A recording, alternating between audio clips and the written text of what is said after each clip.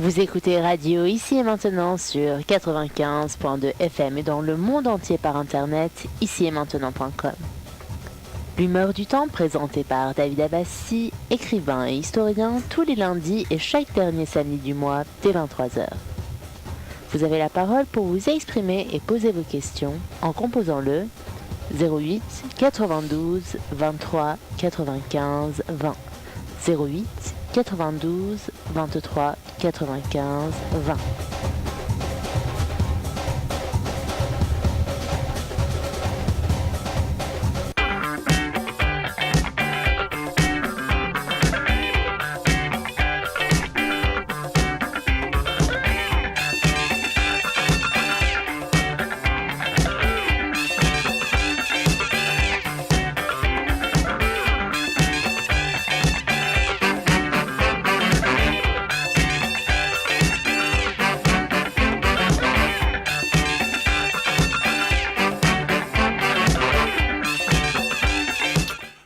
Mes chers amis, rien de neuf, tout est ancien et une répétition. On peut dire répéter des choses dans le monde, dans la vie politique, dans la vie économique. C'est quoi? Nouveauté n'existe pas, on est en train de répéter et une répétition très triste, malheureusement. Il ne faut pas oublier, mes chers amis, que depuis le XXIe siècle, malheureusement, ça a commencé, on peut dire avec le 11 septembre, avec plusieurs guerres. Les guerres étaient avant aussi, Deuxième, Première Guerre mondiale, la guerre en Afrique, la guerre en ex-Union soviétique, et le Golfe Persique, mais malheureusement, chaque jour qui passe, les problèmes, nous pourrons constater qu'ils augmentent au lieu de réduire. Imaginez-vous en France des manifestations de contestation. Ça continue? Non, ça commence. Ça commence, on ne sait pas où est-ce qu'on va y arriver. Alors de l'autre côté, les guerres contre Daesh, une partie du Moyen-Orient et Proche-Orient. De l'autre côté, il y a d'autres guerres qu'on n'en parle pas, on n'écoute pas, c'est-à-dire on ne diffuse pas, mais une dépêche assez intéressante d'aujourd'hui, c'est que le ministre américain est allé en Chine et il a informé comme quoi il y a des portes ouvertes de négociations avec la Corée du Nord. C'est-à-dire si l'Amérique il a pensé à négocier avec la Corée du Nord, une partie des problèmes dans le monde va réduire. Pourquoi? Puisque si cette guerre aurait commencé, et ça va être très catastrophique, très grave, très très grave. Alors, cette guerre ne va pas avoir lieu pour le moment, je crois. Pourquoi? Puisque, comme vous pouvez constater, je crois que les Américains, ils ont constaté qu'ils ont affaire avec un fou, et cette fou-là, on ne peut pas plaisanter avec lui. Hein. Ce n'est pas de plaisanterie, puisque ce monsieur, il est un peu, on peut dire, peut-être malade, mais sérieux dans les menaces qu'il a fait. Mais de l'autre côté, les Américains, ils ont des problèmes aussi chez eux. Il ne faut pas oublier, depuis l'arrivée du président Trump, il y a des problèmes, surtout les problèmes racistes, et contre les étrangers non américains, enfin, non blancs, et contre les noirs, a augmenté. Et sans aucun doute, vous avez entendu l'histoire de cet général américain, ce monsieur, qui est devenu célèbre. Il a demandé lui-même de filmer par le portable et diffuser ça. 2 minutes d'intervention après un acte raciste contre les Noirs américains dans un caserne. Alors, ça aussi c'est très intéressant, puisque l'armée il prend la position, on peut dire, en général, c'est un général, contre le président de la République, enfin, américain. Hein. Monsieur Donald Trump, c'est assez important. C'était diffusé partout dans le monde par tous les médias. Mes chers amis, quelques minutes, quelques secondes, les propos de cet général courageux américain. Mais de l'autre côté, avec plus de 80%, vous avez entendu, les Kurdes, les héros de l'histoire, ils ont voté en faveur de leur indépendance, mais l'Iran et l'Irak, ils ont décidé, enfin, quand on dit l'Iran et l'Irak, c'est l'Iran, non? Ce qui est l'Iran actuellement, si vous ne le savez pas, malheureusement, non? Malheureusement, l'Iran, il gouverne dans plusieurs pays, malgré toutes les contestations qu'il avait à l'époque contre lui, contre l'Iran. L'Iran actuellement gouverne dans plusieurs pays, surtout l'Irak, la Syrie, le Liban, une partie de l'Afghanistan, côté Herat, etc. Et on ne parle pas d'autres pays africains, d'autres pays musulmans, des provinces dans certains pays. L'Iran, il est présent et il gouverne, surtout en Irak, le pouvoir, il vient et il s'en va avec le clin d'œil du régime iranien. Alors, ils ont réussi, grâce à Daesh, de fonder une armée très sophistiquée, Hashd al-Sha'biyya, c'est-à-dire la force, l'organisation populaire, qui est en train d'exterminer le Daesh en Syrie et en Irak surtout, avec Hashd al-Sha'biyya, et ça c'est 100% iranien, chiite.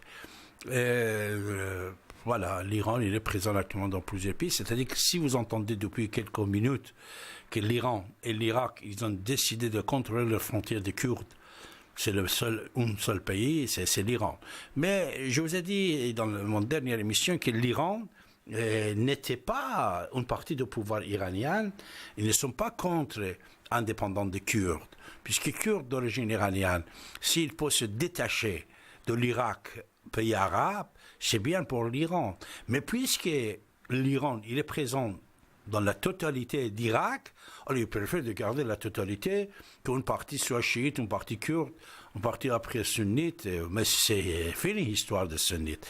C'est-à-dire à l'époque, on avait pris peut-être une décision de partager l'Irak. On avait même dit, les Américains, ils ont dit, c'était leur projet de partager l'Irak en 3 parties, 3 branches, sunnites, chiites et kurdes. Alors, on avait oublié les chrétiens. Pourquoi? Puisqu'on est en train de les exterminer. On avait oublié les chrétiens, les yézidis, d'autres, même les juifs. Il y a de petites communautés juives aussi en Irak, mais on avait tout oublié. On avait dit chiites, sunnites, kurdes. On voulait partager à 3. Mais avec l'histoire de Daesh qui est très compliquée, qu'est-ce qui s'est passé?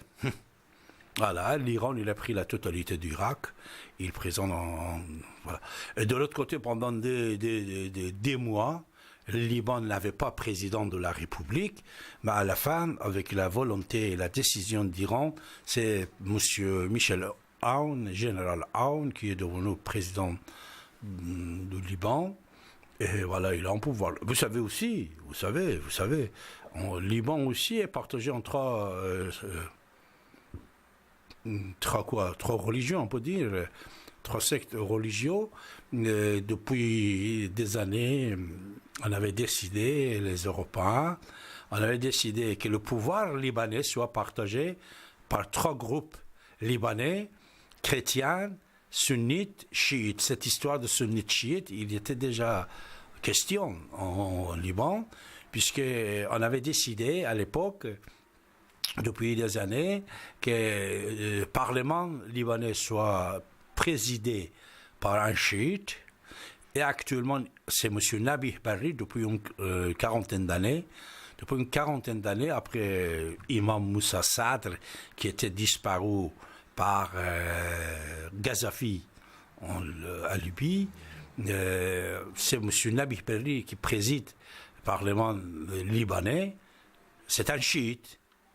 le Parlement, il est à la main la présidence des chiites. Alors, le président de la République libanais en avait décidé et partagé qu'il soit un chrétien. Un chrétien. Ce chrétien, actuellement, c'est général Michel Aoun. Et Premier ministre, il doit être sunnite. Sunnite. Actuellement, président Aoun et Parlement, c'est Iran, Syrie, tous les deux, voilà. Et seulement Arabie Saoudite, il a un tiers de cet gâteau qui est le Liban. Un tiers de cet gâteau, c'est les sunnites qui sont premiers ministres, c'est-à-dire le gouvernement, le président du gouvernement, enfin premier ministre, il est sunnite. Alors, cette partage, on voulait le faire en Irak, mais par les provinces. On voulait créer 3 provinces. Cette histoire a été abandonnée. Pourquoi? Puisque Daesh est parvenu à prendre certaines provinces de la Syrie et d'Irak. Après la guerre contre Daesh, maintenant, l'Iran, il gouverne en Irak, en Syrie, en Liban, etc. Et c'est ça que peut-être vous ne saviez pas. C'est pour ça, tous les deux, l'Iran, il est actuellement contre l'indépendance des Kurdes, de braves gens intellectuels, éduqués, qui ont fait un paradis, on peut dire, à Erbil. Moi, je n'étais pas allé voir Erbil, mais je sais comment il est, puisque beaucoup de mes amis qui ont déjà voyagé, même qu'ils soient français ou arabes, ou kurdes, ils disent qu'Erbil, vraiment, les Kurdes, depuis le chute de Saddam Hussein, ils sont bien là-bas. Alors, autre droit de détermination, autodétermination, c'est droit autonome, également est évoqué pour les Catalans d'Oman, en Espagne, mais comme vous avez entendu, le gouvernement espagnol, il est 100% contre. Ils ont arrêté plusieurs personnes, ils ont même fermé. J'ai entendu qu'il y avait environ 2300 bureaux de vote et 1300 s'étaient occupés par la police et l'armée espagnole. Même malgré tout ça, les Catalans, ils vont voter demain. Alors la question que je veux bien que vous participez, mes chers amis, et commencez à nous appeler. Et, beaucoup de questions, voilà, on vient de parler, beaucoup de questions. Mais la question plus importante, même pour moi, je ne comprends pas les Catalans s'ils vont indépendants. C'est leur droit, comme Général de Gaulle, il a dit. Hein. C'est la parole de Général de Gaulle, c'est leur droit. Mais dans la communauté européenne, aujourd'hui on est unis, environ 27 pays. Alors cette Union européenne, déjà, est-ce que ça fait satisfaire la totalité d'ethnies et de peuples qui existent dans cette communauté ou non? Est-ce qu'ils sont indépendants ou non? Est-ce qu'ils ont le droit d'exercer leur culture, leur langue, je ne sais pas quoi? Alors de l'autre côté, si Catalan il est indépendant, comment ça va passer? Parce que moi je ne suis pas au courant. Comment ça va passer? Ils vont être indépendants économiquement, politiquement. Concernant l'armée, ils vont créer une autre armée. Parce que si ils sont indépendants 100%, ils ne sont pas comme les Kurdes. Parce que les Kurdes, vous savez, ils sont bien placés dans le Kurdistan irakien. C'est la richesse, le pétrole. Ils ont beaucoup de pétrole, les Kurdes. Que ce soit les Kurdes en Iran, en Irak, en Turquie, en Syrie. L'emplacement que les Kurdes, ils sont aussi, c'est plein de pétrole. C'est pour ça qu'on est contre. Les autres, ils sont contre, enfin. Mais les Catalans, leurs économies, comment ça va aller après? S'ils sont détachés du pouvoir central espagnol, c'est pour ça que je demande votre avis, mes chers amis. Vous êtes en train de nous écouter, vous êtes dans la voiture, à la maison, vous dormez? Non, allongé sur le lit. Mais si vous avez des informations, moi David Abbassi va être ravi de vous entendre, mes chers amis. C'est indépendant, cet droit à autodétermination, c'est quoi? C'est seulement pour parler la langue? Est-ce qu'il ne parle pas actuellement la langue? Pour avoir l'éducation catalane est interdit actuellement Bon, parce que franchement, je ne suis pas au courant. Alors, après, s'ils sont indépendants économiquement, ils peuvent gérer leur province, leur pays. Comment ça va passer? Et c'est quoi l'enjeu de cette action référendum de demain? Vous avez la parole.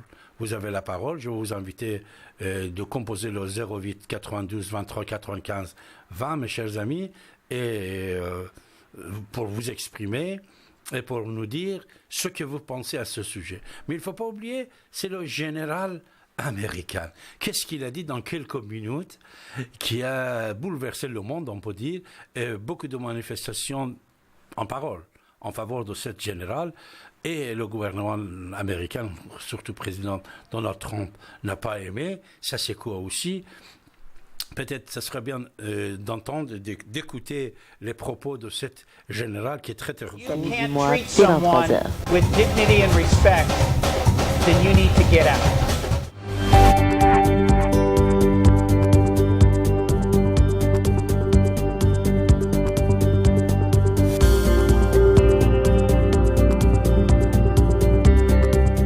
If you're outraged by those words, then you're in the right place. You should be outraged not only as an airman, but as a human being. If you can't treat someone with dignity and respect, then you need to get out. If you can't treat someone from another gender, whether that's a man or a woman, with dignity and respect, then you need to get out. If you demean someone in any way, then you need to get out. And if you can't treat someone from another race or a different color skin with dignity and respect, then you need to get out.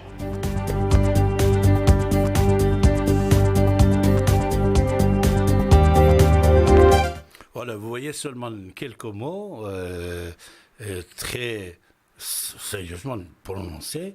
Si vous voulez être raciste, vous ne voulez pas aimer d'autres races, d'autres individus, d'autres couleurs de peau, et je ne sais pas quoi, sortez d'ici. C'est-à-dire, ils donnent des ordres pour faire sortir de quoi? De l'armée américaine, les gens qui sont racistes, avec des idées racistes, et vous savez, cette raciste qui est actuellement montée en Amérique, aux États-Unis, c'est contre les Noirs, c'est contre les Mexicains, c'est contre les Asiatiques. Cette raciste est tellement grave, comme vous pouvez constater de temps en temps des actes racistes antisémites. Parce que ça commence comme ça, après ça va toucher l'autre. Ça, je l'ai dit à mes amis juifs américains, surtout. Parce que même j'ai parlé en personne il y a déjà quelques jours, j'ai dit, mes amis, en Amérique, ne pensez pas qu'on dit il est contre, ces gens-là sont contre les étrangers non blancs, mais demain il peut devenir aussi antisémite, surtout qu'une grande partie de ces mouvements qui sont présents actuellement derrière M. Trump, c'est des mouvements vraiment fascistes et nazistes. Ça, c'est tellement grave. Et le propos de cette générale américaine était très courageux. C'était très courageux, comme le général français qui a dit quelques mots. Après, il a quitté son poste. Après plusieurs milliards de dollars, au lieu de enlever, c'était rajouté dans le budget de l'armée française, c'est-à-dire l'acte, c'était positif. Voilà.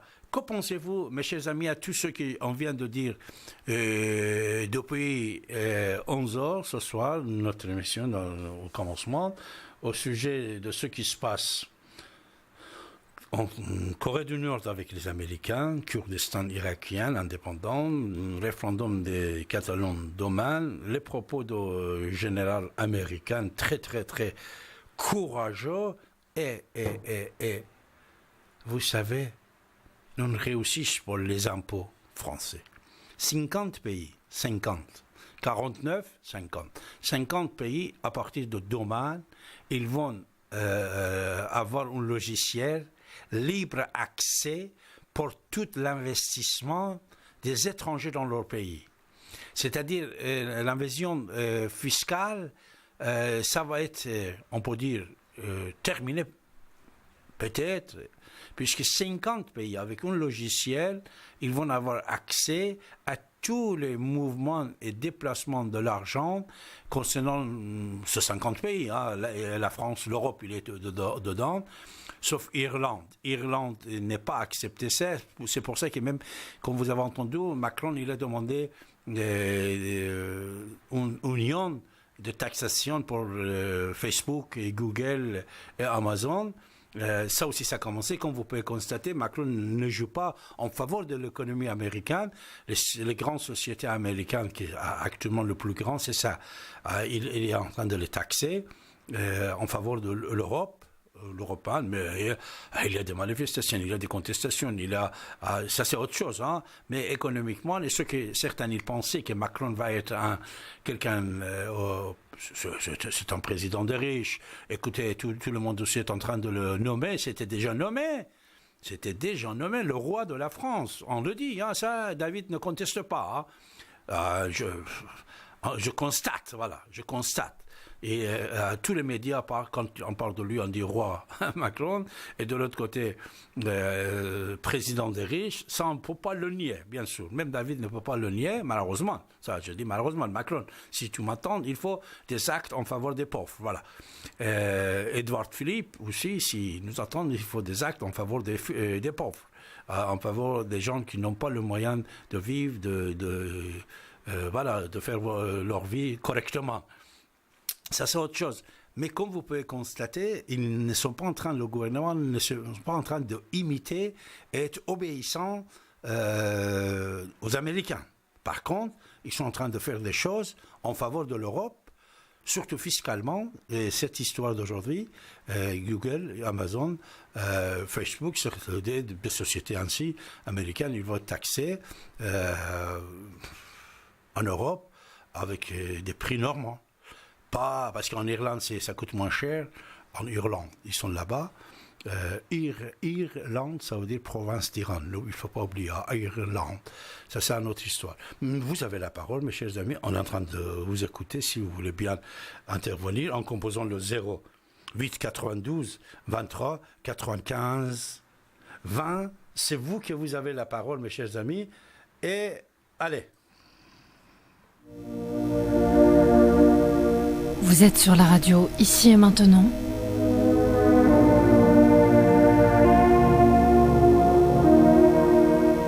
Retrouvez l'émission Soleil de Perse, animée par David Abbassi, en direct, à partir de 23h, sur Ici et Maintenant, 95.2. J'aimerais bien ne pas savoir trop tôt la fin, mais pour l'instant c'est ici et maintenant. Pour l'instant ça passe ici et maintenant. Ici et maintenant. Mais pour l'instant ça passe. Ici et maintenant.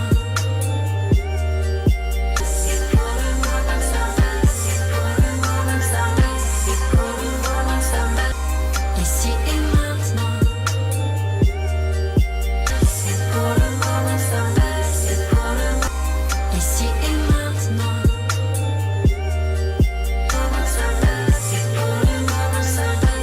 Jusqu'au jour où ça casse. Vous écoutez Radio Ici et Maintenant sur 95.2 FM et dans le monde entier par internet, icietmaintenant.com. L'humeur du temps présentée par David Abbassi, écrivain et historien, tous les lundis et chaque dernier samedi du mois dès 23h. Vous avez la parole pour vous exprimer et poser vos questions en composant le 08 92 23 95 20. 08 92 23 95 20.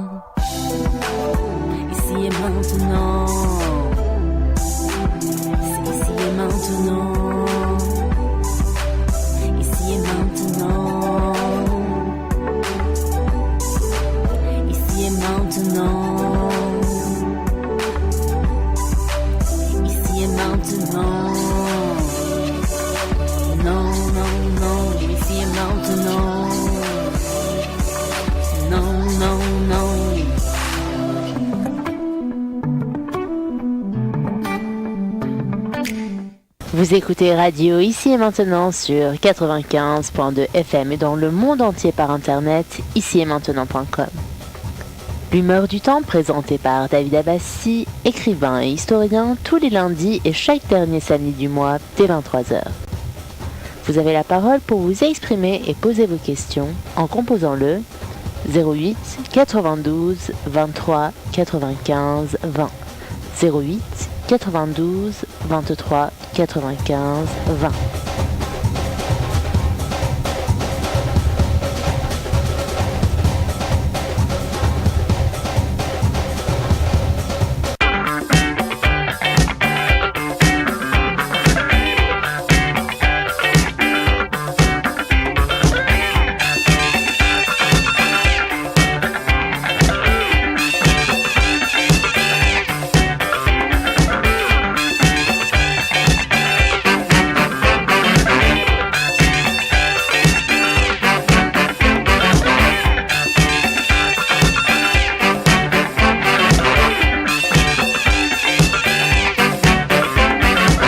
Vous écoutez Radio Ici et Maintenant sur 95.2 FM et dans le monde entier par internet, icietmaintenant.com.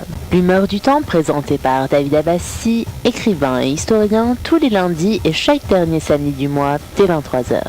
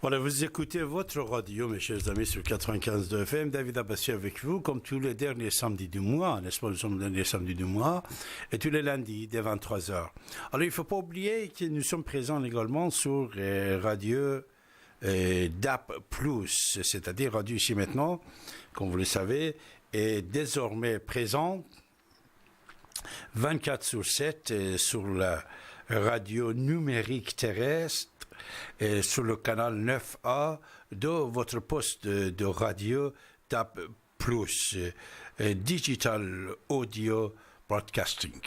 Et dans la voiture, à la maison, également n'importe où dans le monde que vous soyez, vous pouvez nous écouter avec votre portable et smartphone ou par l'internet en tapant seulement ici et maintenant. Ici et maintenant.com, vous avez l'image et le son et vous pouvez nous écouter. N'oubliez pas, grâce à cette radio, depuis, ça va arriver, environ, dans quelques temps, ça va être 40 ans. Vous avez la parole, vous pouvez vous exprimer, vous pouvez poser vos questions. S'il y a des sujets que vous êtes intéressés d'en parler, c'est avec grand plaisir. Il suffit de prendre le combiné et composer le 08 92 23 95 20. On va vous écouter tout de suite et les autres aussi vont vous écouter dans le monde. Vous avez la parole. Pour nous, surtout pour moi aussi, comme tous les autres amis sur cette antenne, l'important c'est que vous pouvez vous exprimer. Mais il y a une exception parmi nos amis qui travaillent ici. Il y en a quelques-uns. C'est David aussi, David Abbassi. Je vais vous dire qu'en même temps, j'ai cette tribune pour pouvoir m'exprimer aussi, c'est-à-dire mes expressions aussi. De temps en temps, vous entendez, vous écoutez de temps en temps ce que je pense comme un historien, comme un écrivain, comme un spécialiste de pouvoir religion et le danger qu'il peut avoir, comme un spécialiste, d'un journaliste, un historien. Voilà, un philosophe, on peut dire, parce que j'ai étudié la philosophie aussi, mes chers amis, je vais vous dire. Pour ça, même si vous avez des questions, on va vous répondre. Bon, la différence que moi, comme j'ai cette tribune ici de temps en temps, que je suis avec vous, je m'exprime, et ça, ce n'est pas la vie de la radio.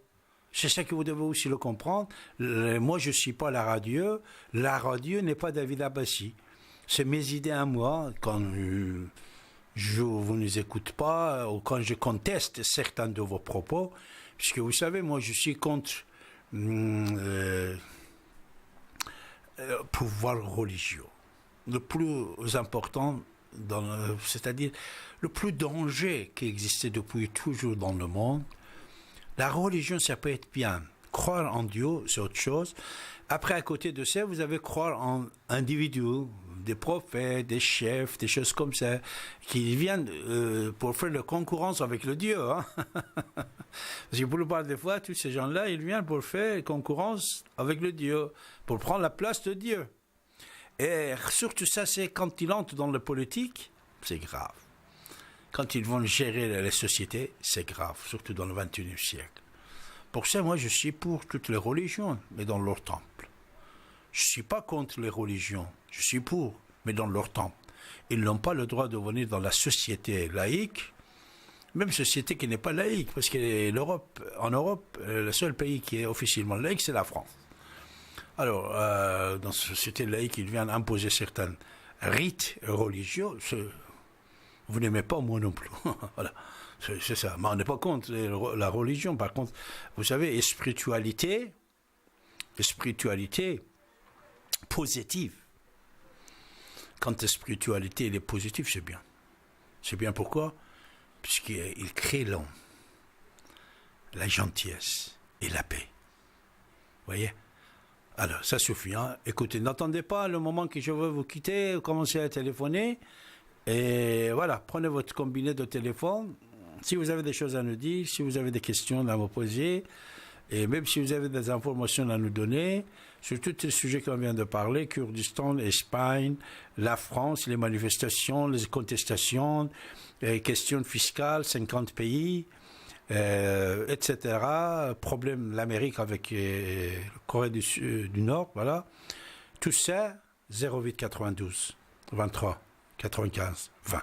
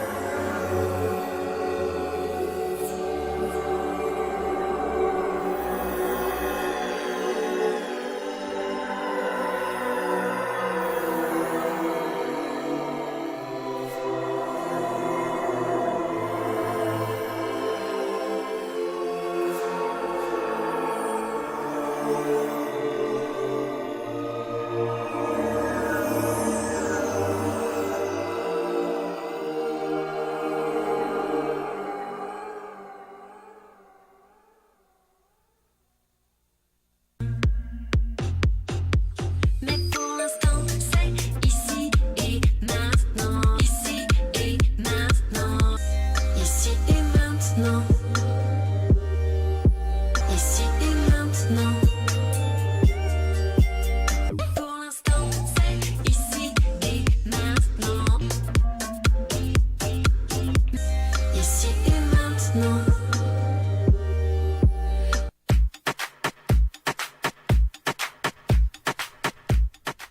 Tous les lundis et derniers samedis de chaque mois, dès 23h, retrouvez David Abbassi en direct sur l'antenne d'Ici et Maintenant 95.2 FM.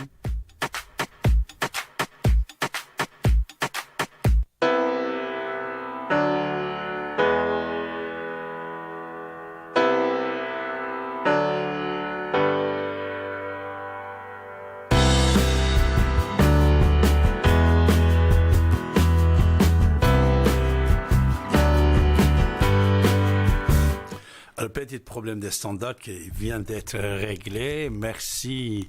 Notre technicien vient de régler le petit problème.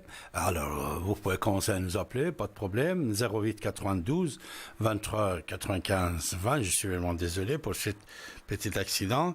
Mes chers amis,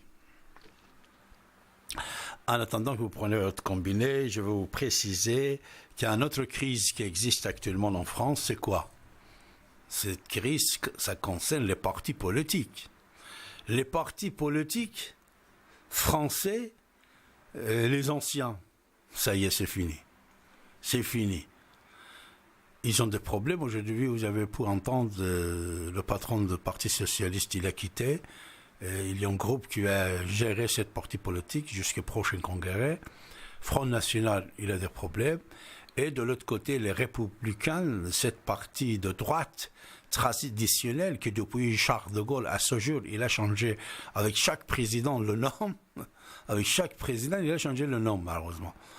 Le Parti socialiste, c'était le seul parti qui est resté pendant des années. Front National, la même chose. Il connaît pour le compte. Le Parti communiste. Mais tous ces partis-là sont fondus. Actuellement, il n'y a pas de chef charismatique. Et il ne reste que dans le champ de combat 2 personnes. Macron et Mélenchon. Deuxième, je vous ai déjà dit. Et voilà, c'est tout. Et les anciens sont partis et affaiblis. Mais vous savez, il y avait beaucoup d'autres personnes comme Macron qui ont essayé toutes ces années, depuis même Deuxième Guerre mondiale, de venir et prendre le pouvoir. Mais ça n'était pas fait tout de suite comme c'était fait pour Macron. Macron, c'est un miracle, on peut dire, et il crée son mouvement politique 2016 avril, et 2017, il est président. Ça, c'est quoi? À votre avis, c'est quoi? C'est une question aussi, hein. Comment ça se fait? Il crée son mouvement politique avril 2016, et moi, je lui ai dit, tu vas devenir président. Et un bon président, il dit, non, je ne suis pas candidat. Ma femme, elle m'a dit, il ne faut pas insister. Et Roger Cockerman, vous le connaissez, Roger Cockerman, il était présent aussi. Il a dit, non, je ne suis pas candidat, non. Mais après 9 mois, il est candidat et il est président de la République de la France avec un mouvement qui vient de le créer. Avant, il y avait le MoDem, beaucoup de centérisme, beaucoup de changements de nombre de partis de droite. Et voilà. Mais personne n'a pas pu prendre le pouvoir comme lui, il a pris. Après, l'Assemblée nationale, il va avoir une majorité, les têtes nouveaux qui vont rester obéissants à cette patronne. Ça, c'était miracle, une organisation bien organisée. C'est à vous de me dire. À ce sujet-là aussi, si vous voulez, vous pouvez parler, mes chers amis. Mais vous savez qu'avant, on en a essayé beaucoup. On avait beaucoup essayé de créer d'autres mouvements, parmi les mouvements traditionnels, partis traditionnels français qui existaient, pour ramener la nouveauté dans la société et tout ça, mais ça n'a pas marché. Surtout un de ces visages, c'était Bayrou, François Bayrou. Après, il y avait d'autres personnalités qui étaient entrées dans la scène politique avec des idées, mais ils n'ont pas pu réussir. Mais cette fois-ci, lui, il a réussi. Il a réussi, et ça aussi, c'est une question que personne n'en parle. Pourquoi il a réussi? Il a réussi de devenir président de la République. Son parti, il est très très jeune, moins d'1 an, il devient président. Après le Parlement, le Sénat, vous savez, le Sénat, puisque c'était autre chose, parce que sinon, dans quelque temps, on ne sait pas. Alors, tout ça, c'est à vous de nous dire. Est-ce que ça va continuer? Est-ce qu'il va rester le 5 ans? Deuxième mandat, oui ou non? Mais vous pouvez constater, moi je constate, hein, je constate, malgré tout ce qui se passe, il avance, enfin. Il n'y a pas de contestation pour bloquer l'avancée du gouvernement. Voilà. En plus, il était très intelligent. Il a mis Édouard Philippe, un jeune garçon que personne ne le connaissait pas, comme Premier ministre. Vous voyez, certains ministres aussi, comme ci, comme ça. Et ça, tout ça, ça jouait en faveur de roi Macron. Vous, que pensez-vous? 08 92 23 95 20. Non. Ici et maintenant. 95.2 FM.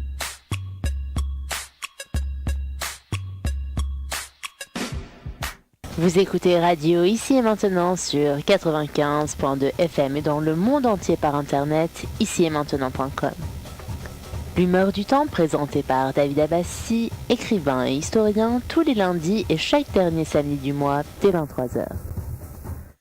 Monsieur Bachir, bonjour, plutôt bonsoir. Bonsoir à cette heure-ci, à moins qu'on soit peut-être en Amérique. Oui, donc par rapport à votre... Vous savez que même en Amérique, on nous écoute. Hein? Je vois nos amis en Amérique, Japon, en Arménistan, ils sont en train de nous écouter. Il y en a d'autres pays, je ne veux pas prendre votre temps. Là, allez-y, on vous écoute. Alors un petit bonjour à Johnny et à Ali Wan.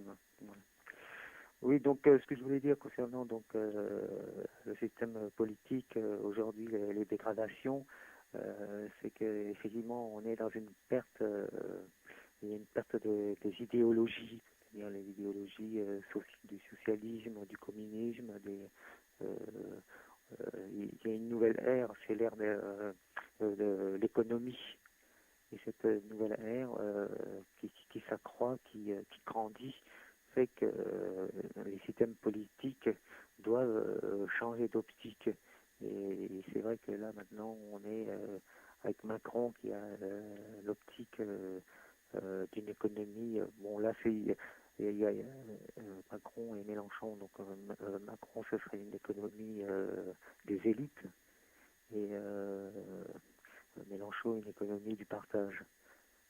Donc c'est une conquête beaucoup plus de savoir qui serait le meilleur gestionnaire pour pouvoir ou quelle est la gestion la meilleure donc par rapport au peuple. Et donc il y a tout alors il y a le système du non-partage. Ce sont les plus riches puisqu'ils s'accaparent toutes les richesses, donc peuvent corrompre les politiciens. Et donc Macron, c'est un pion par rapport bon, Mélenchon, lui, bon, même s'il n'est pas pour l'instant soudoyé, mais il risque de subir les mêmes systèmes de corruption et de se plier sous la tutelle de la monnaie de la grande finance. C'est les pertes des idéologies qui fait que par exemple les forces ouvrières, on a 0,01%, toutes les idéologies de liberté, de véritable liberté, ça, les gens n'en entendent plus parler. Enfin bon, c'est masqué déjà par le système médiatique, qui sont c'est les gardiens de la finance. Donc maintenant c'est terminé, quoi. Voilà, c'est ce que je voulais dire. Pourquoi il y a c'est terminé. C'est-à-dire que tu penses aussi, Bachir, que Macron, c'est le président des riches. Oui, et tu penses que c'est une poignée, ce n'est pas un cerveau. Non, ce n'est pas un cerveau. C'est lui qui l'avait organisé quand même. Le gars, c'est lui le patron quand même. Patron de parti, patron de gouvernement, patron de parlement. C'est lui qui est patron. Il ne peut pas être poigné seul. Oui. C'est-à-dire, c'est quelqu'un, lui-même, il ne peut pas être poigné. On peut dire les autres, c'est des poignets. Tu vois, Premier ministre, les ministres. Mais pas lui, parce que lui, il est patron partout. Non, qu'est-ce que tu penses? Je n'ai pas compris pourquoi vous dites il est patron partout. Non, tu dis, parce que tu viens de dire que c'est un poignet. C'est un morceau de mosaïque. Politique. Oui, mais lui, c'est lui qui était patron pour créer le mouvement politique et c'est lui qui a organisé de gagner les élections, même depuis qu'il était ministre. C'est-à-dire, lui, il n'était pas seulement... Pour la gestion, dans le système de gestionnaire économique, il n'a pas la possibilité d'appuyer sur les touches pour avancer comme il veut, quoi. Il doit être, il est soumis aux grosses forces économiques qui sont les vrais pouvoirs du système marchand et commercial, quoi. Donc, il n'a pas tous les pouvoirs, même si il a une capacité, bien sûr, il a la capacité de pouvoir monter à des grades, à des niveaux, déjà de président, c'est sûr, mais après ça s'arrête là, quoi. Tu penses qu'il peut continuer? Il peut pas faire ce qu'il veut, Trump. Tu penses qu'il peut continuer le 5 ans avec réussi ou non? Bah, disons que ça, je ne peux pas vous dire, parce que, mais je sais que j'en reste au thème de la perte de l'idéologie. Après, je sais pas, après ses capacités d'ici 5 ans. C'est-à-dire que bon, il a des propositions et en fin de compte, on peut pas savoir si ça va marcher ou pas. Bon, parce que même s'il y a des bonnes propositions, ils peuvent être scindés, enfin, mettre des bâtons dans les roues pour justement pour empêcher la réussite, quoi. Il n'est pas orienté. Maintenant, qui que ce soit qui est président ne peut pas. Il faut qu'il soit vraiment autonome. Enfin, là, je sais pas, oui, par rapport à l'Europe, par exemple, les présidents de Scandinavie, les pays scandinaves peuvent se gérer parce qu'ils sont autonomes, mais en Europe, il n'y a pas de possibilité, quoi. Voilà ce que je voulais dire un peu. Ben, je vous laisse. Merci, Monsieur Bachir. Voilà, merci. Au revoir. Bonne soirée. Ça, c'était Monsieur Bachir sur 95.2 FM. Vous aussi, mes chers amis, vous avez la parole en composant le 08 92 23 95 20. Vous avez la parole. Les sujets que nous avons pu évoquer dès le départ de cette émission, il y avait 7, même 8. David Abbassi a évoqué 8 sujets, en a parlé. Et maintenant, c'est à vous de nous dire qu'en pensez-vous. Qu'en pensez-vous? Qu'est-ce que vous voulez nous dire ce soir, ici et maintenant? Il ne faut pas oublier, mes chers amis, vous savez, que dans la vie, qui tombe très très vite, on ne sait jamais ce qui va arriver. Pour ceci, on ne prend pas le combiné, c'est quelqu'un d'autre qui va le prendre, et ça sera son tour. Mais vous pouvez jouer à votre tour en composant le 08 92 23 95 20. Vous aurez la parole, mes chers amis. À tout à l'heure.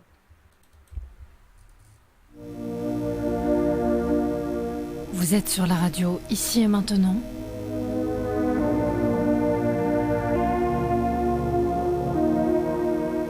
Retrouvez l'émission Soleil de Perse animée par David Abbassi en direct à partir de 23h sur Ici et Maintenant 95.2. J'aimerais bien ne pas savoir trop tôt la fin, mais pour l'instant c'est ici et maintenant. Pour l'instant ça passe ici et maintenant. Ici et maintenant. Mais pour l'instant ça. Vous savez, mes chers amis, on dit ainsi a parlé Zarathustra. Vous savez, Zarathustra, qu'est-ce qu'il a dit? Quand vous entendez la musique ainsi a parlé Zarathustra, Nietzsche, ce qu'il a écrit sur Zarathustra, et Platon, Socrate, Aristote, ils ont parlé sur Zarathustra. Vous savez tout ce qu'il a dit. Tout ce qu'il a dit. On peut le dire en 3 mots. C'est tout. En 3 mots. Vous le savez ou non? Oui, vous le savez. C'est quoi 3 mots? Parlez bien. Pensez bien. Et bien sûr, pratiquez bien. Puisque quand vous parlez bien, c'est parce que vous pensez bien. Quand vous pensez bien, vous parlez bien, sans aucun doute.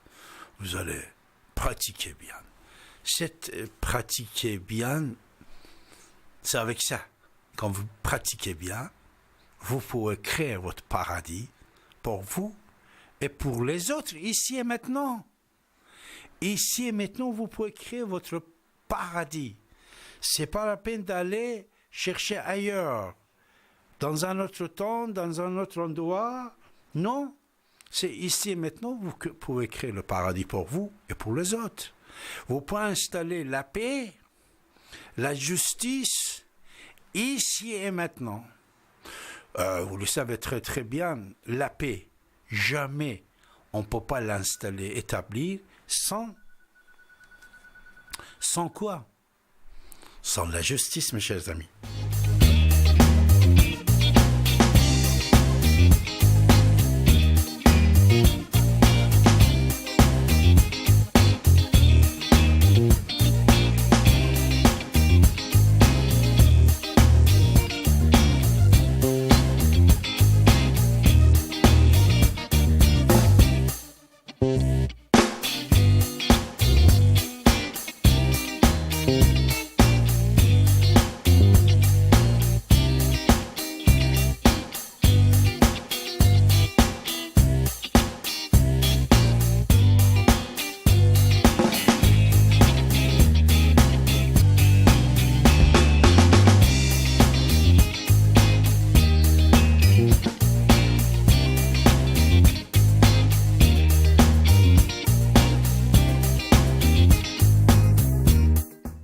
Chers amis, ainsi à parler Zarathustra, pensez bien, parlez bien, pratiquez bien Cyrus. Bonsoir Cyrus. Bonsoir docteur, comment allez-vous? Très bien et vous? Bonsoir à tout le monde. J'ai oublié justement vous poser une... enfin, pas poser, mais... ces trois concepts de Zarathustra. En fait, on voit... à la fin, qui disent parler nique, agir nique, et penser nique, et tout ça, n'est-ce pas? Nique, ça veut dire... bien, exact, oui, c'est ça. Alors, si, je sais pas, vous êtes historien, vous connaissez mieux que moi les concepts, sûrement. Un nique, c'est l'origine, si on le regarde bien, c'est sanskrit, ça renvoie à un nickel, ça veut dire transparent. En fait, il suffit d'un seul concept de penser transparent. Et c'est tout. Je veux dire, les gens, enfin, les Iraniens, ils prennent le nick uniquement ce côté bien, mais si on le regarde profondément, les mots renvoient à transparencia, à des veillances, à quelque chose comme ça, n'est-ce pas? Exact, bravo Cyrus, exact. Je te remercie beaucoup. Tu as bien dit ce soir, puisque tu sais, notre ami Jésus, on le dit Christ. Oui. Exactement comme tu viens de dire. Christ, aussi, tout ce qui vient de cristal. Très transparent. Cristal. Les choses, ça devient plus clair. Voilà, et tout ce qui est Christ, c'était un disciple de Mitra et de Zarathustra. Et ça, nos amis chrétiens, ils vont être étonnés, puisque ça, c'est un secret, que seulement c'est les chefs. Il le sait, mais je vais le dire ce soir. Christ, pendant 18 ans ou 16 ans, il était absent. Quand il quitte l'Israël, sous le conseil des rois mages, ça veut dire Shahan et Moran, c'est-à-dire les rois perses. À l'époque, il y avait 140 royaumes perses. Pour chaque royaume, il y avait un roi. Même en Afrique, il y avait des rois. Pour ça, il y en a un qui est noir. Après Shahanshah, roi des rois, il était patron de toutes les petites rois. Au lieu de dire préfet au standard, voilà, on disait roi. Alors, c'est le roi mage, les rois perses qui vont désigner Jésus comme le prophète. Et ils vont financer Marie pour prendre qu'elle prend son enfant et quitte l'Israël.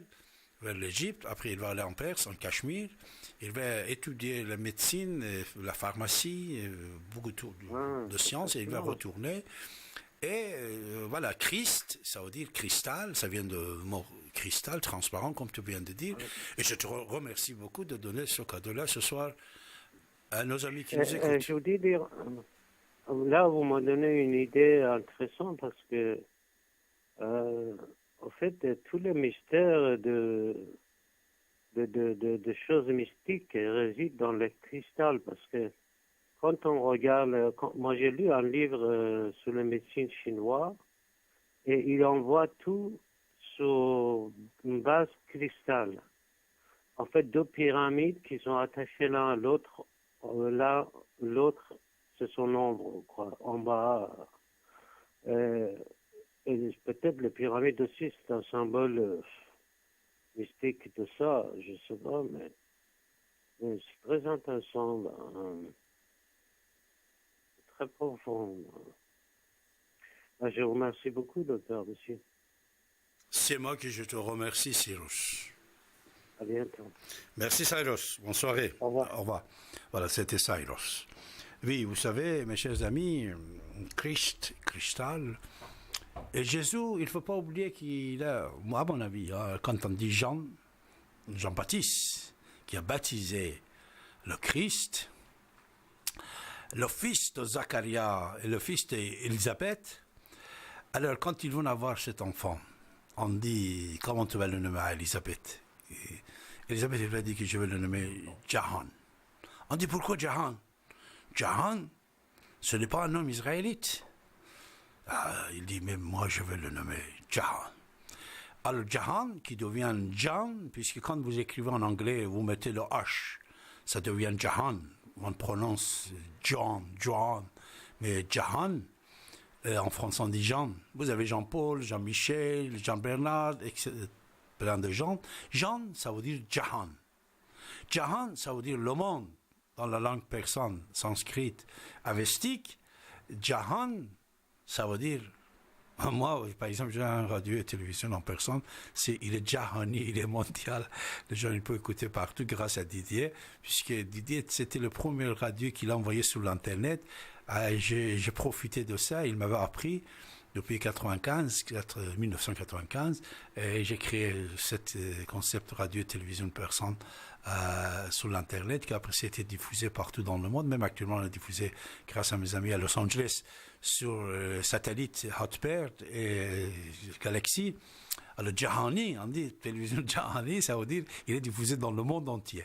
Alors à l'époque, quand on disait Jahan, c'est-à-dire celui qui va sauver le monde, le sauveur.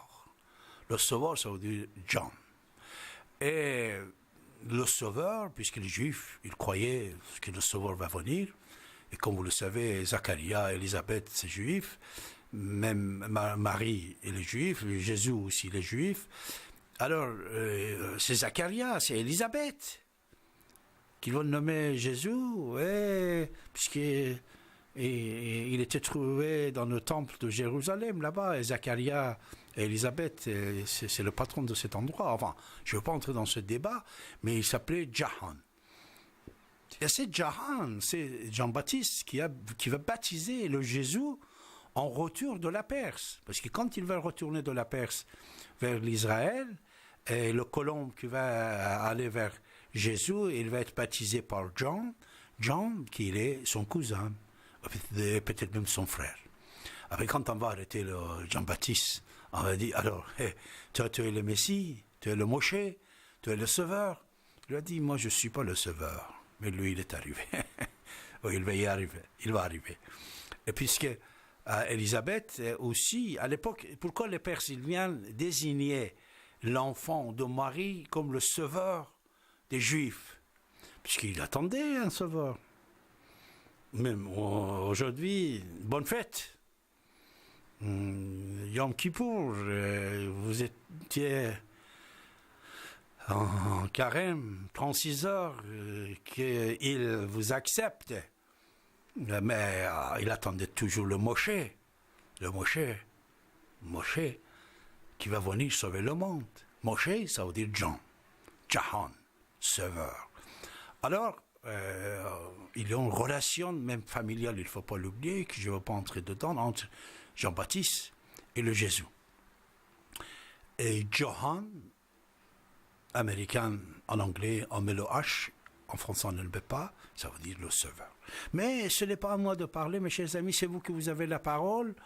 Et prenez votre combiné et composez le 08 92 23 95 20.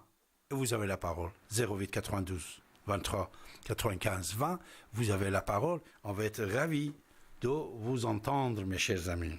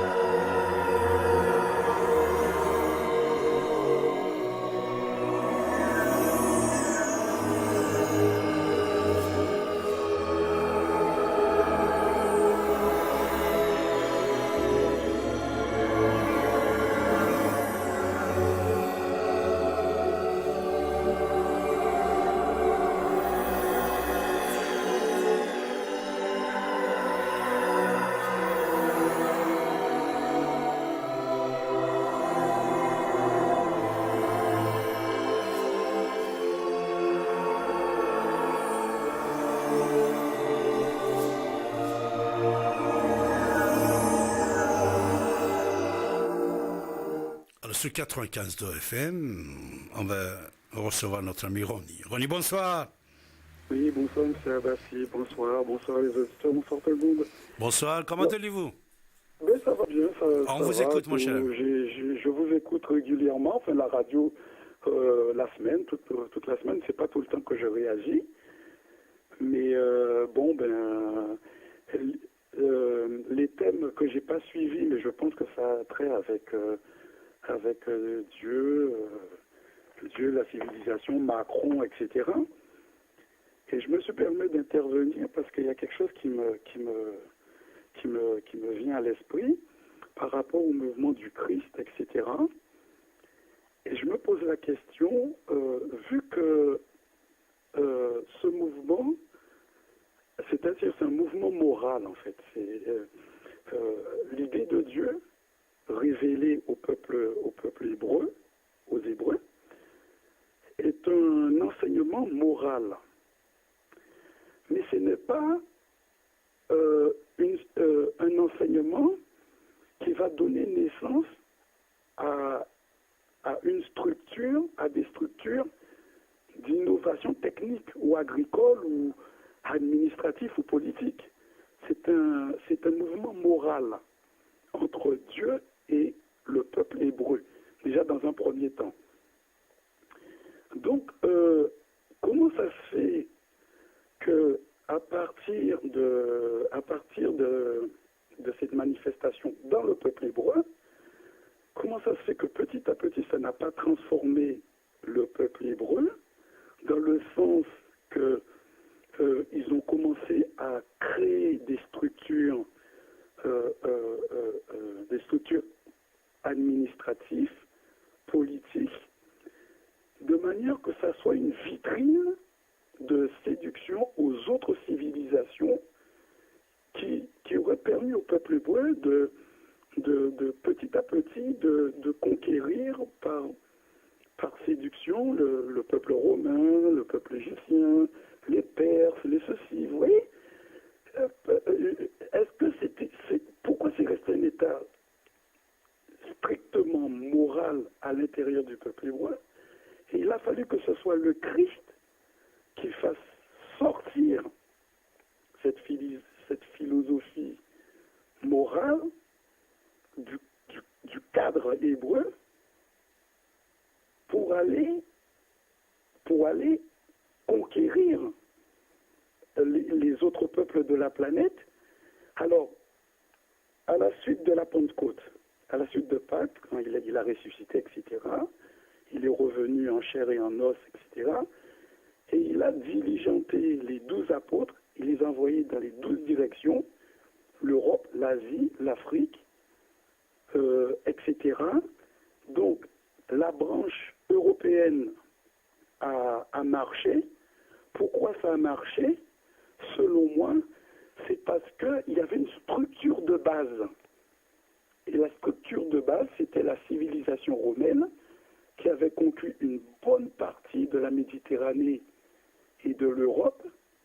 Et le fait que ce mouvement moral a converti un empereur Constantin, et par cette conversion, ce mouvement moral a bénéficié de toute la structure romaine, et c'est devenu la chrétienté, mais romaine, mais pas la chrétienté du Christ. Je sais pas si vous voyez ce que je veux dire. Qui veut dire que la chrétienté, à travers l'évolution européenne dans le Moyen-Âge, qui a traversé la Renaissance et les siècles de lumière et les siècles industriels, a rencontré beaucoup de résistance par rapport aux autres mouvements du côté de l'Europe de l'Est, qui voyaient de mauvais œil le mouvement chrétien catholique et chrétien protestant, les chrétiens en général, parce qu'ils voulaient retourner à leur source première, c'est-à-dire le Stone Age, l'admiration de la nature, les arbres, que les Allemands, les peuples ukrainiens, et puis tout ça que les Celtes adorent, parce que c'était la religion européenne même, c'est les Celtes. C'est pas la chrétienté, c'est les Celtes. La religion romaine, c'est les Celtiques. Mais le fait qu'un empereur a été converti au christianisme, ce mouvement est comme une liane sauvage, et elle marcherait si elle avait converti les empereurs d'Asie. Or, la Chine a été très méfiant du mouvement chrétien. Parce que ceux qui venaient propager l'état moral chrétien, en Asie, ils se méfiaient des Occidentaux. C'est pour ça que ça n'a pas marché, ça n'a pas pris. C'est resté bouddhiste. Les Chinois sont restés bouddhistes, sont restés à leur religion première. Parce que celui qui tient le flambeau de la bonne parole, etc., ça se trouve, lui-même est corrompu, lui-même il n'est pas net. Les Chinois ils ont dit, les Occidentaux, ils ont une religion qui s'appelle la chrétienté, mais eux-mêmes, la manière qu'ils vivent, c'est pas bon pour eux. C'est pour ça qu'ils ne se sont pas convertis. Aucun empereur chinois s'est converti à la chrétienté. Et en Afrique, pourquoi du côté d'Éthiopie, du Yémen, ils ont découvert, il n'y a pas longtemps, avec les archéologues, ils ont découvert une sorte de maison, de cathédrale enfouie en forme de croix. Hein, c'est des chrétiens du Yémen ou d'Éthiopie, ou je ne me rappelle plus où. Pourquoi ça n'a pas marché? Parce qu'il n'y avait pas de structure de base civilisationnelle, avec une structure militaire, une centrale administrative, et il n'y avait pas d'empereur à convaincre pour que la chrétienté puisse prendre racine à la tête d'une civilisation. Donc, le Christ, son règne n'a jamais pris corps, puisque personne ne le comprenait, en fait. C'est le seul truc. C'est que personne ne comprenait cet état moral, cet état spirituel qui fait qu'en réalité, le règne du Christ, le règne qui aurait dû créer une véritable structure autre que les civilisations païennes, mais qui étaient très beaux, qui étaient très très très jolis. Finalement, il n'y a jamais eu, j'arrive pas à le dire ce truc que j'essaie de vous dire, c'est pas encore né ce truc-là. La chrétienté n'est pas encore née en tant que civilisation du Christ. Mais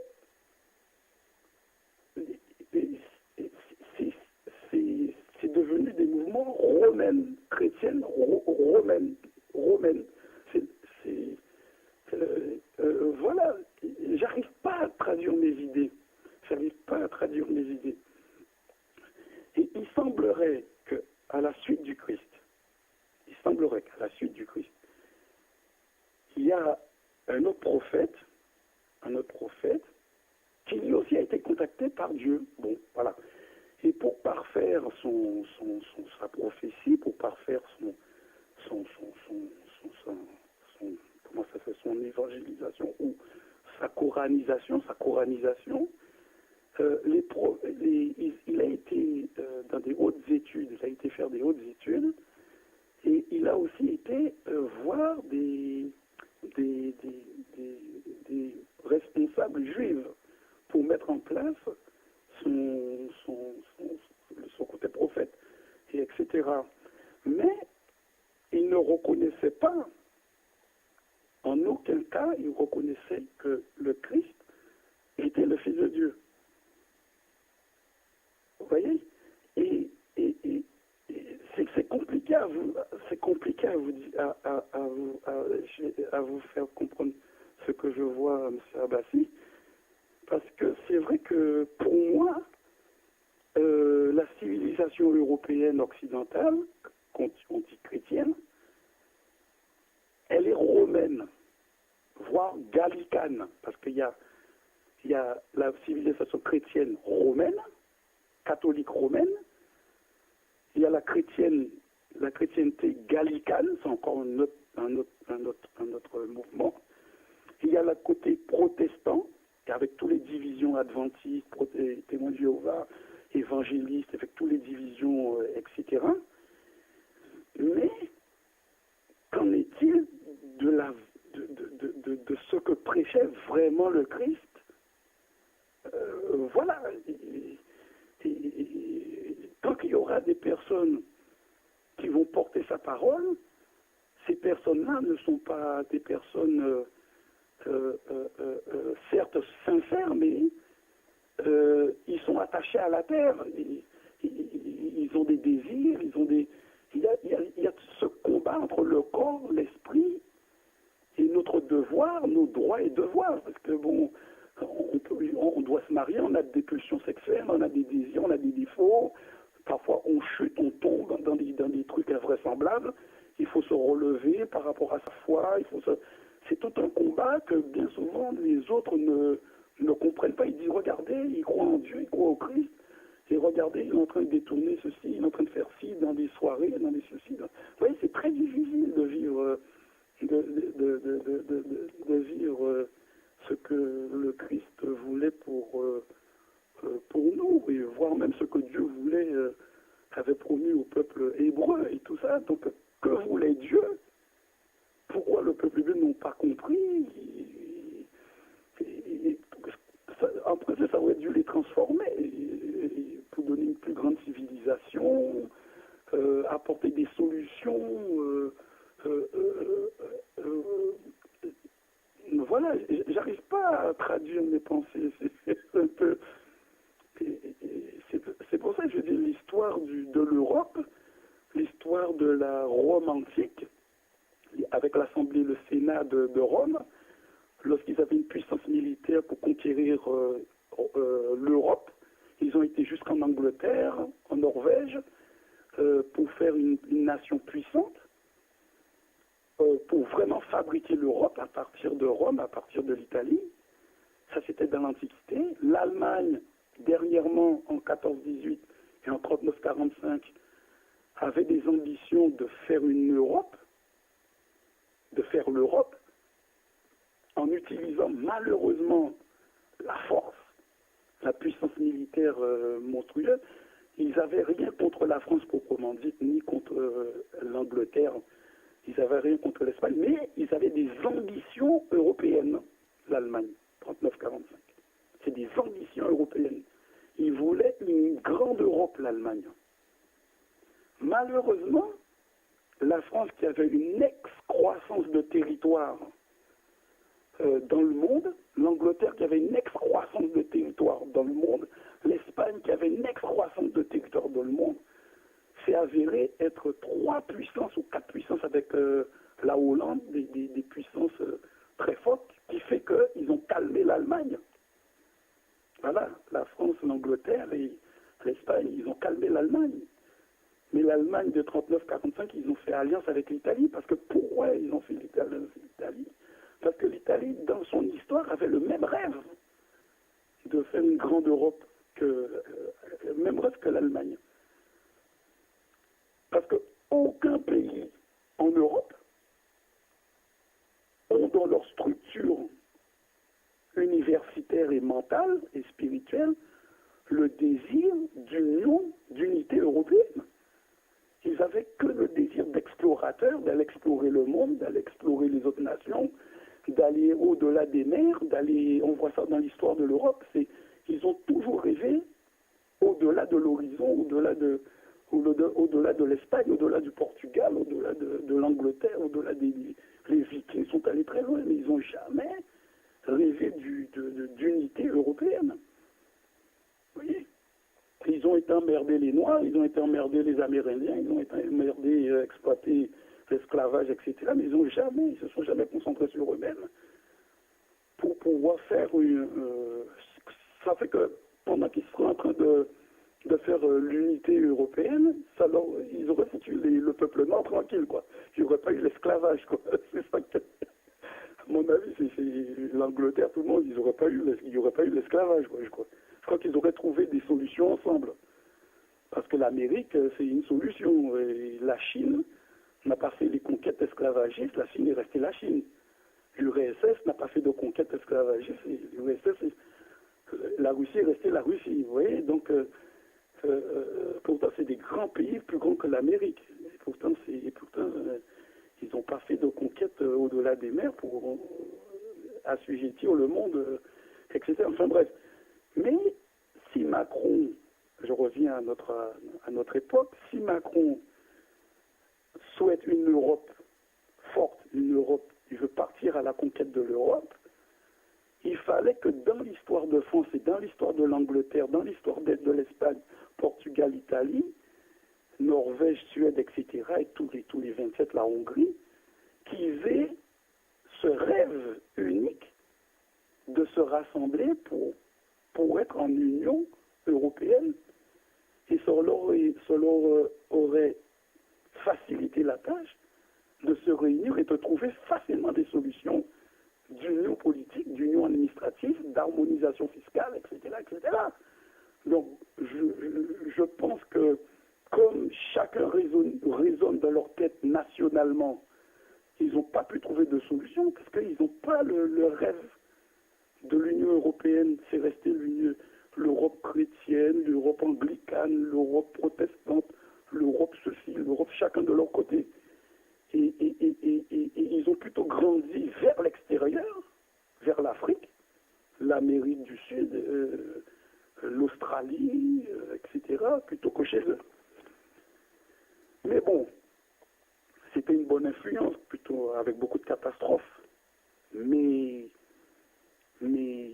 s'il faut construire demain, il faut construire le futur, il faut comprendre le passé, il faut comprendre le courant chrétien, il faut comprendre l'histoire des peuples européens, l'histoire des peuples africains, l'histoire des peuples de l'Antiquité, l'Afrique, l'Amérique du Sud, etc., pour pouvoir pacifier ce monde-là et comprendre ce que ce Dieu d'Abraham voulait au monde et que personne n'a pas compris jusqu'à maintenant. Alors on dit intelligence artificielle, si on pouvait créer des algorithmes qui pouvaient nous dire, parce que l'intelligence artificielle peut arriver parce qu'il n'a pas de désir sexuel, l'intelligence artificielle. On ne peut pas dire, voilà, il peut nous dire, détecter des trucs qu'on ne comprend pas, et puis voilà, comme ça on va dire, ah ben merde, c'est ce que Dieu voulait dire. Et maintenant notre yeux s'ouvrent, ben, vous voyez, donc maintenant ça va être une nouvelle civilisation. C'est la civilisation vraiment de Dieu, terminée. Parce que tant qu'il y aura des prédicateurs, des prêtres, il y aura toujours des scandales. Hein. Parce que ce sont des hommes, ils ont des désirs, ils ont des faiblesses, ils ont ben, ils chutent, ben, ils tombent ils se laissent aller. Et, ben, il faut avoir l'œil du pardon. Il faut leur pardonner, même si leur péché c'est très grave. Mais parfois, bon, il faut être comme Dieu, il faut pardonner, mais c'est pas tout le temps qu'on peut pardonner. Nous, on a notre limite en tant qu'être humain. Mais voilà, on est des êtres faibles. Moi qui vous parle en ce moment, demain vous pouvez entendre à TF1, oui, un homme de 50 ans a commis des actes, etc., suite à un énervement, il a pété les plombs, il est devenu fou. Et pourtant, je suis en train de vous parler de trucs super bien, super pacifiques, etc., etc., parce que j'ai mes faiblesses. Et tant qu'il y aura... voilà, c'est tout un truc, hein. C'est tout un truc, ça, bah, moi, est-ce qu'il faut comprendre ce courant de pensée? Est-ce que c'est une liane qui se faufile à travers les nations, qui fait qu'il y a des nations qui se méfient de la chrétienté parce que ceux qui apportent la bonne parole, on a détecté qu'eux-mêmes, c'est des êtres qui parlent mais qui font pas ce qu'ils disent. Il y a des paraboles qui disent de Jésus qui dit faites ce qu'ils font, mais faites ce qu'ils disent, mais ne faites pas ce qu'ils font. Bon, voilà. Merci, Ronnie. Merci de tes explications. Voilà. Merci. Excusez-moi, voilà. Excusez-moi. Bonsoir. Au revoir, c'était Ronnie sur 95.2 FM sur Jésus. À vous aussi, si vous avez des propos, vous pouvez venir et intervenir, mes chers amis, en composant seulement le 08 92 23 95 20. N'oubliez pas, ainsi a parlé Zarathustra, parlez bien, pratiquez bien. Mais avant de parler bien, il dit pensez bien, pratiquez bien. C'est après parler bien. C'est-à-dire vous pensez bien, alors vous parlez bien. Vous parlez bien, vous pratiquez bien. Et c'est comme ça que vous allez construire la paix ici et maintenant. La paix, il faut le créer ici et maintenant. Ce n'est pas pour demain. Et la justice et la paix, c'est ensemble. Liberté, égalité, fraternité. Est-ce que ça existe? Vous le sentez ou non? On va vous recevoir sur 95.2 FM, mes chers amis. Voilà, 95.2 FM. Et notre numéro, c'est le 08 92 23 95 20. Où ça? Ici. Quand ça? Maintenant. Comment? Ici et maintenant. Ici et maintenant. Ici et maintenant. Ici et maintenant. Voilà, c'est M. Paul qui est présent sur notre antenne, 95.2 FM. Il est bien composé le 08 92 23 95. Notez bien ce numéro-là, puisque après lui, ça sera votre tour. Bonsoir, M. Paul. Bonsoir, monsieur. Il y a environ 2 semaines, Oui. je suis passé à votre antenne pour raconter une histoire qui m'était arrivée lorsque nous nous cachions, nous, juifs. On a été sauvés par des amis qui nous ont hébergés à Lille, dans le Nord. Alors aujourd'hui, tout à l'heure, j'ai entendu que vous avez prononcé le mot Gaon. Gaon. Et vous avez dit que c'était un sauveur. Que ce nom-là, c'était le nom du sauveur, etc. ça venait de Perse, c'était un mot perse, etc. Or, savez-vous, vous devez le savoir, ce mot-là, il est également hébreu, parce que un gaon, en hébreu, c'est un érudit de la plus haute importance, tiens, qui a dépassé avec ses connaissances de la Torah, des Bibles, de tous les livres de haute religion, qui est à l'extrême pointe. Évidemment, c'est pas pour vous dire ça que je vous appelle, c'est pour vous demander si vous connaissez, venant de Perse également, une anecdote, le jeûne d'Esther, qui a lieu le 9 du mois de Av. En hébreu, le mois de Av, c'est comme nous on dit janvier, février, etc. Ils ont des noms. En ce moment, on est en Tishri, le mois de Tishri, mais puisqu'il y a eu Yom Kippour hier, ça s'est terminé. Donc cette soirée. Bonne fête de Kippour, Paul.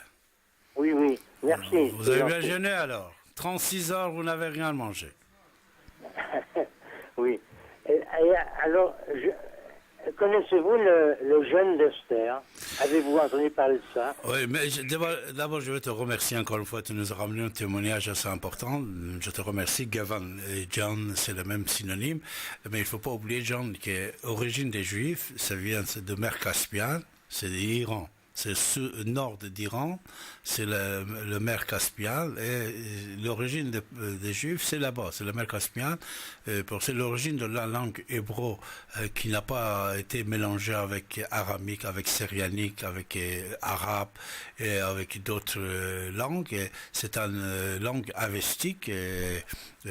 Enfin, avestique, c'est persan, voilà. Origine Adam, Ève, Juif, David, Joseph, Youssef et tout ça, ce sont des noms iraniens, perses. Avec les Juifs, c'est la même chose. Et Adam, tu sais, Adam, j'ai une petite histoire que j'ai écrite il y a déjà une trentaine d'années, histoire des histoires. Je parle de l'histoire d'Adam, c'est tu sais, Tishri, c'est le premier mois de l'année. L'année, ça commence, soi-disant, avec la naissance d'Adam, à 5700 et quelques, voilà. Et ça, Adam, c'était quelqu'un qui était exilé de la Perse vers Sinaï. C'était un révolutionnaire persan. C'est l'histoire de David réel, rationnel sur Adam. Mais Esther, tu le sais très très bien, le tombeau d'Esther et Daniel et Mordechai, c'est en Iran. C'est en Iran, en Chouch, dans le sud d'Iran. Et chaque année, il y a plusieurs juifs de partout dans le monde qui voyagent vers l'Iran, même avec l'état actuel des ayatollahs en pouvoir, pour visiter et faire le pèlerinage sur le tombeau de Daniel, Mordechai, Esther. Et voilà, Esther, comme tu sais, c'est la reine de la Perse. C'est la reine de la Perse. C'est elle qui va sauver les Juifs. Elle va sauver les Juifs, comme tu le sais. Il y a l'histoire de Purim, car on ne va pas parler maintenant sur le Purim, mais c'est la princesse perse, Esther. Esther, alors, Paul, encore je vais t'apprendre quelque chose. Esther, ça veut dire star, en persan ça veut dire star, sétaré, c'est l'étoile, voilà. Voilà. Ça, c'était mon cadeau pour toi pour ce soir. Ah, merci, c'est gentil. Voilà. Ça me fait Esther, tu sais, plaisir. ça veut dire Estar. Mais, Estar. de Estar, nos- qu'on dit, de nos- ça vient de Esther, l'origine, c'est ça. Estar, c'est un Estar parmi, tu sais que, comment il devient la femme de roi perse et comment il sauve les Juifs avec l'histoire de Haman et tout ça, voilà. Oui, mais il y a pas mal de juifs qui ne connaissent pas. Moi, je vais la résumer en quelques mots, en peu de temps, parce que c'est pas la peine de traîner là-dessus. On sait tout en peu de phrases.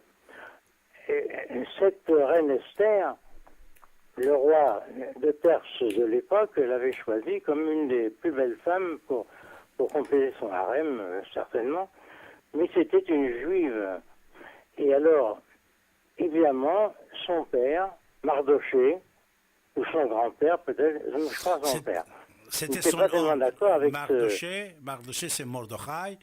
Alors, actuellement, Mordechai aussi. Mardoché, c'était son oncle. Son oncle? Son oncle, voilà, c'était son oncle. Ah oui, bon, alors son oncle, oui. Eh bien, il l'avait éduqué pour devenir femme de roi. Pardon? Il l'avait éduqué de l'enfance qu'il devient princesse de la Perse. Et c'est pour ça puisqu'il était servant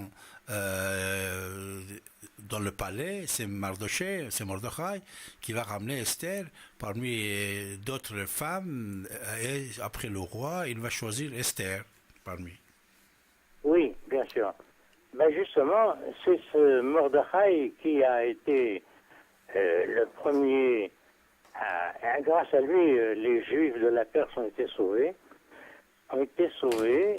et à travers la reine Esther, parce que comme vous l'avez dit, si c'est lui qui a élevé et éduqué Esther, en plus il rôdait toujours autour du château pour la surveiller, qu'elle soit bien traitée, pour voir qu'il ne lui arrive rien de fâcheux, etc. Et, rôdant autour des remparts du château, un jour, il a surpris deux comploteurs qui complotaient pour assassiner le roi. Bon. Et alors, évidemment, il a écouté, il comprenait donc la langue persane que ces deux comploteurs employaient. Il comprenait le juif, l'hébreu, etc. Bon. Et il a été trouver cette reine Esther, justement, dès qu'il a pu la contacter, il lui a dit, tu sais, il y a un complot qui se prépare pour ton roi. Ah bon, raconte-moi ça. Alors il lui a dit ce qu'il avait entendu. Alors il lui a dit, ton devoir c'est de prévenir le roi. Parce que là, c'est sa vie qui compte. Oui, mais comment faire? Le roi ne reçoit que pour accéder au trône, pour parler au roi, c'est pire que une demande de passeport. Enfin bon. Alors, il dit, débrouille-toi, il faut que tu le fasses. Et un jour, justement, aux grandes dames de tous les ministres du roi, un jour, elle a frappé à la porte du roi, ou elle l'a croisé dans un couloir ou quoi. Elle lui dit, monsieur le roi, je voudrais vous parler. Comment tu voudrais me parler? Est-ce si important? Oui, c'est important. Alors, il a dit, viens, on parle. Ça s'est pas fait si vite, mais enfin, il a accepté sa parole. Elle lui a dit, j'ai appris par Mardoché, mon oncle, comme plus, je pensais que c'était son père, mais enfin, bon, j'admets, pas bien, qu'un complot se prépare contre toi. Comment ça? Oui, voilà ce qu'on a entendu. Elle lui raconte ce que l'autre lui a déjà dit. Ah, dans ce cas-là. Et alors, qui est le roi des comploteurs, le chef de cette bande? Eh bien, c'est Haman, ton premier ministre, ou tout au moins un de tes ministres. Il s'appelle Haman. Et c'est pour ça que lorsqu'il y a le 9 du mois de Av, quand tous les croyants se rendent à la synagogue pour fêter justement le sauvetage, grâce à eux, des Juifs de la Perse et des environs, enfin ceux qui vivaient par là, eh bien, on emporte avec nous une crécelle avec laquelle, quand on tourne, ça fait du bruit. Et chaque fois que le nom est cité dans l'anecdote que le rabbin dit dans sa chaire pour tous les participants, quand on entend le mot Haman, pour ne pas l'entendre, ils font actionner leur crécelle vivement, et c'est seulement à ce moment-là. Et les autres, on écoute pieusement l'histoire entière de la reine Esther qui a sauvé le roi. Alors, Haman, dis-tu, bon, eh bien, voilà. Mais Haman, il avait des visées de monter en grade de bien plus haut qu'il n'était. Il n'était qu'un simple ministre, en somme, je pense. Et il avait organisé ce complot pour faire que tous les Juifs soient, comme au temps dernièrement de la Shoah, supprimés. Tous les Juifs de la Perse devaient être supprimés. Non pas chassés ou ça, mais tués net, comme on l'a fait là dans les derniers temps de la dernière guerre. Et elle a dit, ah bon, cet Aman, alors ce serait un trompe-l'œil, ce gars-là, il agit pour... Mais oui, c'est comme ça. Et tu peux en être sûr, j'ai beaucoup de preuves, etc. Alors, Pierre, Paul, c'est bon, cette histoire, on le connaît puisqu'elle est dans le Torah, dans l'Ancien Testament. Alors, qu'en penses-tu? Je vais abréger. Je sens que ça dure. Oui, c'est bien, c'est bien.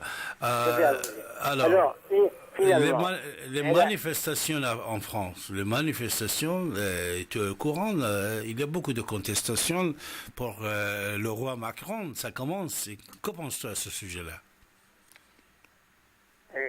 Je n'ai pas bien compris de ce que vous désirez. Les contestations contre Macron.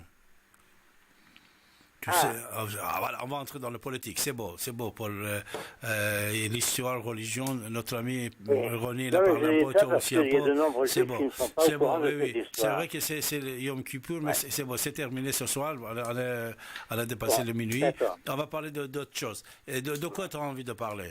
Sur tout ce qui se passe, l'actualité. De Macron, je ne peux pas parler beaucoup parce que quoi qu'on en dise, quoi qu'on en fasse, ça a l'air d'être c'est un genou qui ne connaît pas grand-chose à la politique et il se croit déjà bien avancé dans son savoir, de chef suprême de la France. Alors, évidemment, heureusement qu'il y a des ministres autour de lui qui freinent un peu ses ardeurs. Mais que voulez-vous faire? Quand il y a des lois qui sortent et que le peuple n'est pas d'accord, leur seule ressource, leur seul moyen de protester, c'est la rue. Moi, ces choses-là, quoi qu'on en fasse, quoi qu'on en dise, on va en discuter longtemps. On peut passer des heures, des nuits entières à en parler. On ne changera rien au problème. Les événements vont se produire et on est, nous, là pour les subir. Alors, je ne peux pas en parler parce que, figurez-vous que moi, je ne suis pas très féru en politique, en désespoir, en deux mots, désespoir, chacun en a, mais chacun a également le désespoir de voir comment ça tourne. Alors, que voulez-vous faire? Moi seul, je peux rien faire. Toute une bande, s'il y a 100 000 manifestants dans la rue, ils ne peuvent rien y faire parce que on a vu déjà que lorsque le peuple a protesté au moment où on a signé, il y a déjà pas mal d'années, pour créer l'Europe, tout ça, il y en a même un ministre qui a dit si on refuse maintenant, on perd du temps, on perd 10 ans, etc. Je ne me souviens plus quel ministre, ça, je me rappelle très bien de ces phrases. Il faut accepter tout de suite ces nouvelles dispositions, faire l'Europe et que l'accès de tout le monde dans toute l'Europe, etc., sans passeport, sans une carte d'identité suffit maintenant pour aller dans toute l'Europe, et ce qui a permis également que de nombreux migrants ont profité de ces lois, puisqu'on peut voir, dès qu'on a mis le pied en Espagne ou en Italie, on peut accéder. Nous, même avec 100 000, comme j'ai dit tout à l'heure, on ne peut rien faire. Même avec 10 millions, on ne pourra rien faire. Il faudra que l'on s'habitue à subir leurs lois. Alors, même, je me souviens que quand il y a eu Sarkozy au pouvoir, et au début, quand on venait de l'élire, il a crié par la fenêtre d'une dame qui lui disait son désespoir, il lui a dit « On vous débarrassera de cette racaille, on va vous en débarrasser ». En a-t-il débarrassé une seule racaille? Rien du tout. Si racailles il y avait, elles sont toujours là. Voilà. Alors, ça prouve bien que lorsque un ministre est élu,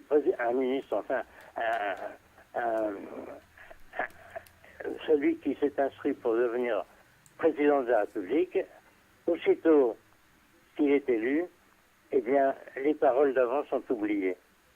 Alors, la politique, il y en a qui sont grassement payés pour la faire. Fions-nous à eux. Il faut se fier à eux parce que nous, on ne peut chacun de son côté rien faire. J'ai un copain qui vient de mourir il n'y a même pas 6 mois, à 95 ans. Je l'ai connu quand il avait 35 ans. J'ai toujours eu des relations avec lui. Il ne parlait que de politique. Le matin, avant que le jour se lève encore, il avait déjà lu 6 journaux. Il avait déjà fait son opinion sur tout. Il a essayé d'enrôler de nombreux voisins et à moi-même, il a essayé également pour parler de la politique, pour faire ceci, pour faire cela. Et finalement, il vient de mourir il n'y a pas longtemps. Eh bien, il n'a rien fait de mieux. Comment il s'appelait? C'est un copain à moi dans le Nord. Il s'appelait comment? Maurice. Son prénom? Maurice, il s'appelait son prénom. Maurice. Il était de quel parti? Hein? Maurice. Il était de quel parti? Il soutenait quel parti politique? Il était de gauche, de droite? Ah, il était de gauche, plutôt, bien sûr. Socialiste. Voilà, le Parti socialiste, c'est terminé. On va voir ce qui va passer. Voilà. Paul, je te remercie beaucoup. Bonsoir. Bon, la prochaine fois que je vous aurai, peut-être dimanche prochain. L'autre dimanche, dans 1 ou 2 ou 3 semaines, sinon lundi soir, une anecdote à moi. Merci. S'il n'y a personne qui décroche le téléphone, je vois que vous avez quelqu'un en ligne, alors je lui laisse la place. Merci beaucoup de m'avoir reçu. Merci Paul. Au revoir. Paul Rochman. Merci. Au revoir mes chers amis. Voilà, vous écoutez votre radio sur 95.2 FM. Ici et maintenant. Également, vous pouvez nous regarder comme vous regardez à la télé en tapant ici et maintenant.com. Sur 95.2 FM, c'est David Abbassi qui est avec vous. Vous avez encore le temps de réagir, de vous exprimer, de poser des questions si vous avez. Mais maintenant, vous êtes tous des grands philosophes, des grands savants. Vous allez vous exprimer avec grand plaisir. Même si vous avez des questions, allez là. Voilà, prenez votre combiné. Le temps qui passe, il ne reste pas beaucoup de temps. 08 92 23 95 20. Je suis désolé, quelques personnes étaient en attente, mais ils sont partis, mais ils peuvent revenir avec grand plaisir. Vous êtes sur la radio Ici et Maintenant.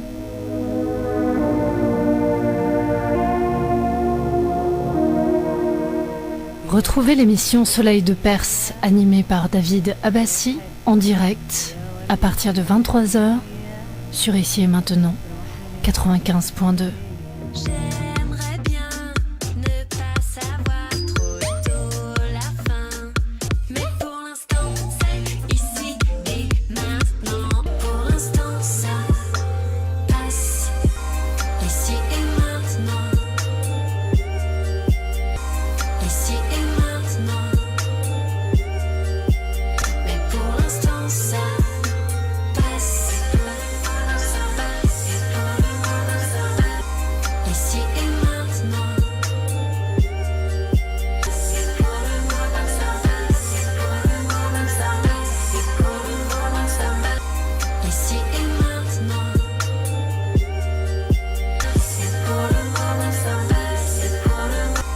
Ici et maintenant. Ici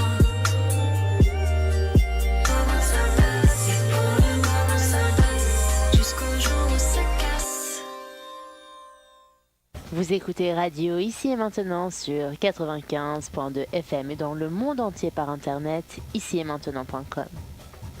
L'humeur du temps présentée par David Abbassi, écrivain et historien, tous les lundis et chaque dernier samedi du mois dès 23h.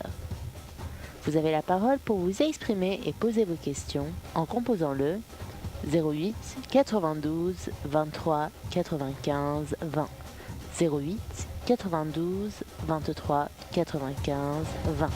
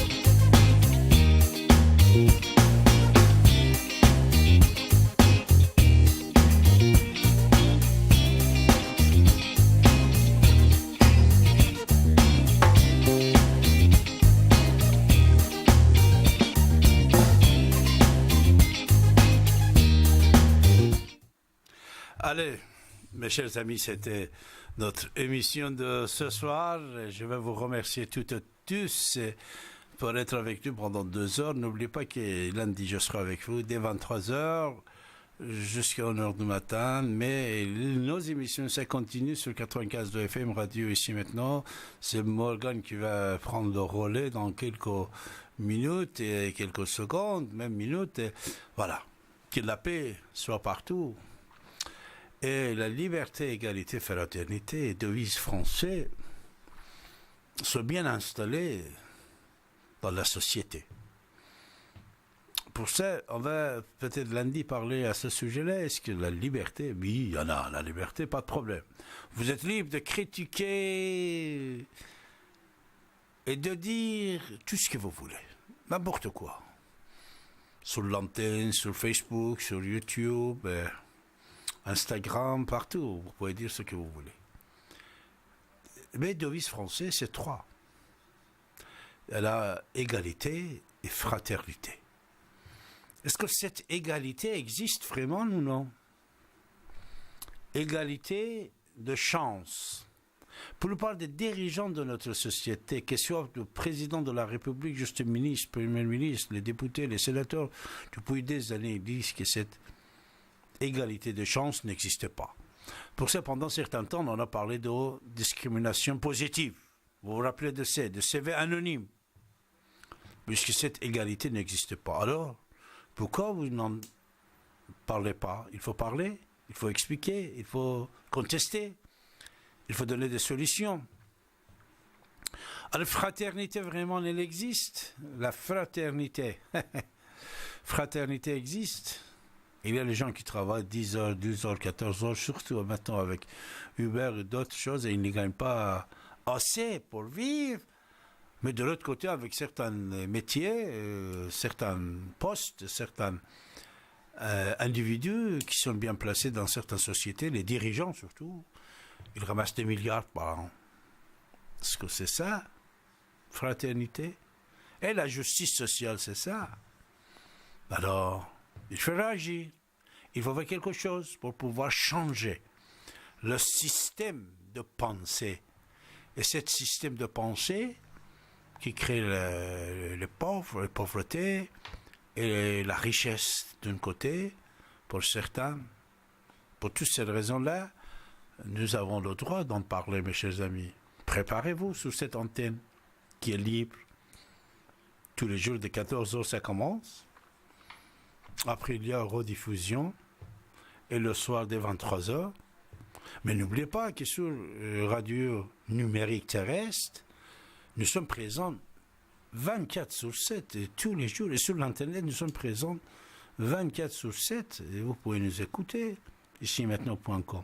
En prochaine fois que vous êtes sur notre site, ici maintenant.com, vous avez accès à toutes les informations. Et à la fin, je vais vous préciser que David Abbassi n'est pas à radio, ici maintenant. Et la radio, ici maintenant, n'est pas David Abbassi. Quand je m'exprime de mes idées, c'est mes idées à moi. Ce n'est pas les idées de la radio. Et vous aussi, quand vous vous exprimez, c'est la même chose. Que la paix, l'amour, la justice et vraiment liberté, égalité, fraternité sont installés dans tous les pays, voilà, y compris la France. Que c'est un slogan, c'est slogan, ils le donnent partout. Partout, vous pouvez entendre et écouter ça, mes chers amis. Liberté, égalité, fraternité. Sur le front des écoles, des universités, des commissariats de police, d'Assemblée nationale, partout. Mais il faut être maçon dans la vie. Il faut être constructible dans la vie. Il faut construire.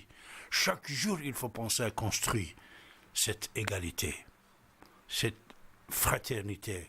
N'existe pas, je sais. C'est pas la peine de le dire. La justice. Vous vous rappelez, il y a déjà des années, à l'époque de Mitterrand, il y avait 2 bouquins de plus de 3000 pages qui ont été écrits sur les tribunaux des commerces. Les tribunaux de commerce, comment ils mettaient en faillite les sociétés, ils détruisaient les familles, les gens, les dirigeants et tout ça.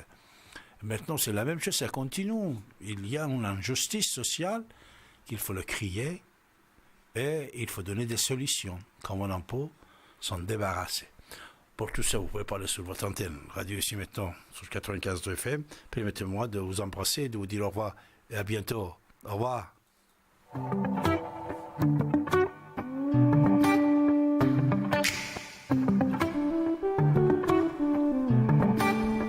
Où ça?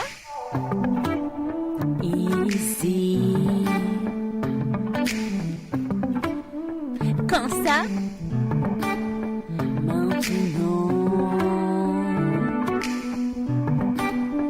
Comment? Ici et maintenant.